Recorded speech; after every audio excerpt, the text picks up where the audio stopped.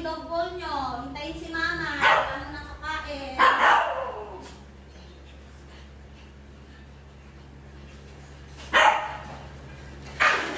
O, huwag kayo magkawan. Balik ka na. O, kung muna kayo dyan, maglalagay muna si mama ha. Bago kakain na. Very good yung mga babies ni mama eh. Cloud, stop yan. O, very good ha. Hindi talaga sila kumukuha kasi naghihintay sila. Lahat po sila marunong talaga makinig kay mama.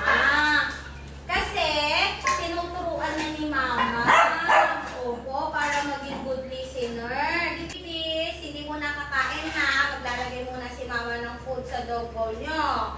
Kasi, magpe-pray muna tayo para makita nila na lahat talaga kayo masunurin. Nakikinig kay mama, diba?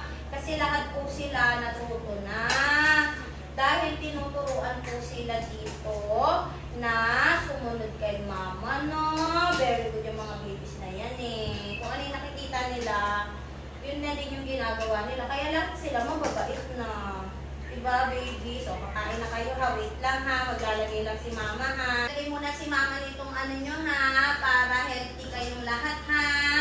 Wala mo nang kukuha. O, diba? Wala talagang kumukuha niyan. Kasi nga, mababait talaga sila. Train po sila. Na bago kumain, maghihintay kay mama. O, sige. Magpa-pray muna daw tayo ha. Bago tayo kakain ha. Sila na daw maglilid ng prayer. O, Lalan? Okay? O, tingin na lahat kay mama para magpa-pray na tayo. Papa God, maraming salamat po sa blessing ng mga batuta. Maraming salamat po dahil hindi niyo po kami pinapabayaan. Maraming salamat po sa araw-araw na healthy po ang mga batuta na ito. At maraming salamat po sa binigay niyo pong mga talent sa kanila. At syempre, maraming salamat po sa paggabay sa amin sa araw-araw. I-guide po kami at i-bless mo pa po ang mga batuta na to.